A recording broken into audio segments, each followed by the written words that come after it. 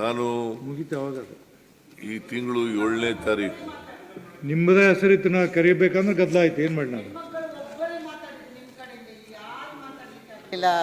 ನೋಡಮ್ಮ ಬಾಬಿ ಶೆಟ್ಟಿ ನಮ್ಮ ಕೇಳ್ಬಿಟ್ಟು ಮಾತಾಡ್ಬೇಕಾಗಿ ಕೇಳಿ ಮಾತಾಡ ನಿನ್ನ ಕರೆಯಾಕ ತಕರಾರು ವಿರೋಧ ಏನಿಲ್ಲ. ಕ್ಲಾರಿಫಿಕೇಶನ್ ಕೇಳಕತ್ತ ಈಗ ಕ್ಲಾರಿಫಿಕೇಶನ್ ಕೇಳ್ಬಿಡಿ ಅಷ್ಟೇ. ಇಲ್ಲ ನಾನು ಜಾಸ್ತಿ ಮಾತಾಡೋದಿಲ್ಲ, 1-2 ನಿಮಿಷ. ನಾನು ತಯಾರಿ ಬಹಳ ಇತ್ತು.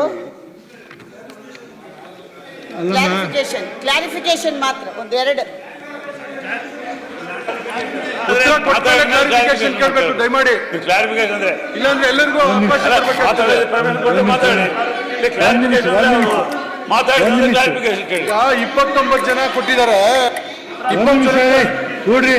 1 ನಿಮಿಷ 2 ನಿಮಿಷ ಮಾತಾಡೋಣ. ಭಾರತಿ 2 ನಿಮಿಷ ಮಾತಾಡು. ಸಭಾಪತಿಗಳೇ, ಬಜೆಟ್ ಅಲ್ಲಿ ಅನೇಕ ವಿಷಯಗಳನ್ನ ಉಲ್ಲೇಖ ಮಾಡಿದ್ರು. ನಾನು ಮಾತಾಡ್ಬೇಕಂತ ಇದ್ರೆ ಅದ್ರ ಸಮಯದ ಅಭಾವ ಇದೆ.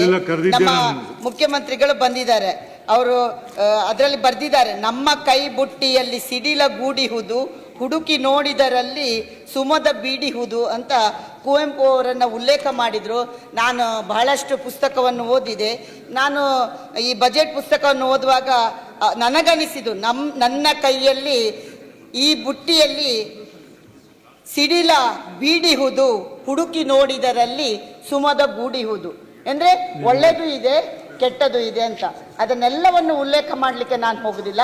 ಮಹಿಳೆಯರಿಗೆ ಸಂಬಂಧಪಟ್ಟಂತ 1-2 ಯೋಜನೆಗಳ ಬಗ್ಗೆ ನಾನು ಬೆಳಕನ್ನು ಚೆಲ್ಲಲಿಕ್ಕೆ ಇಚ್ಛೆ ಪಡ್ತಾ ಇದ್ದೇನೆ ಸಭಾಪತಿಗಳೇ.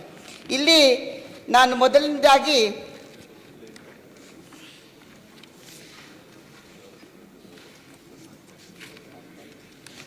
ತಾವು ಮಹಿಳಾ ಮತ್ತು ಮಕ್ಕಳ ಅಭಿವೃದ್ಧಿಯ ಬಗ್ಗೆ ಉಲ್ಲೇಖ ಮಾಡಿದ್ರಿ. ನಾನು ಮೊದಲೇ ನಿಮಗೆ ಯಾವಾಗಲೂ ನೀವು ಹೇಳೋದು, ತಾವು ಗೃಹಲಕ್ಷ್ಮಿ ಯೋಜನೆಯಿಂದ 1.22 ಕೋಟಿ ಹೆಣ್ಮಕ್ಕಳಿಗೆ ಗೃಹಲಕ್ಷ್ಮಿ ಯೋಜನೆಯನ್ನು ಕೊಟ್ಟಿದ್ದೀರಿ. 28,608 ಕೋಟಿಯನ್ನು ನಿಮಗೆ ನಾನು ಹೃದಯಪೂರ್ವಕವಾಗಿ ಅಭಿನಂದನೆಯನ್ನು ಸಲ್ಲಿಸ್ತೇನೆ.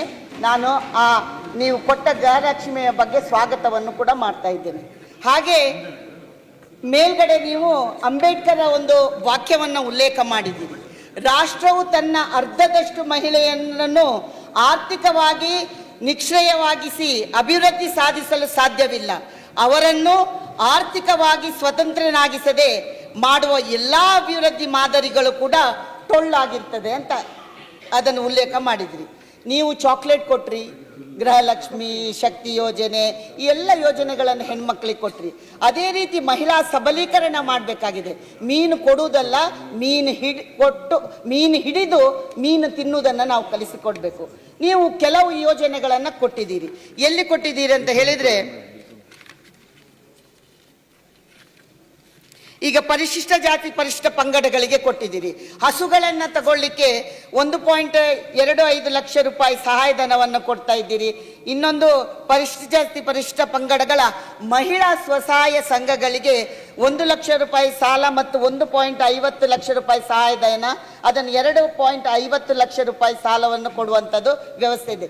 ಇದು ಎಲ್ಲ ಶ್ರೀಶಕ್ತಿ ಗುಂಪುಗಳಿಗೆ ಮಾಡಿದರೆ ಬಹಳ ಸ್ವಾವಲಂಬಿಗಳಾಗ್ತಾರೆ. ಅದೇ ರೀತಿ ತಾವು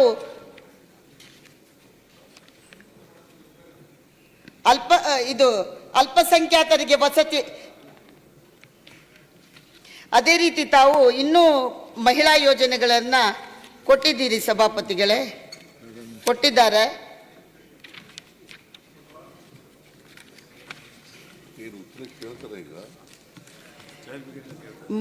ಮಹಿಳೆಯರಿಗೆ ತಾವು ಅಂಗನವಾಡಿಗೆ 15,000 ಕೊಡ್ತೇನೆ ಅಂತ ಹೇಳಿದ್ದೀರಿ ಸಭಾಪತಿ.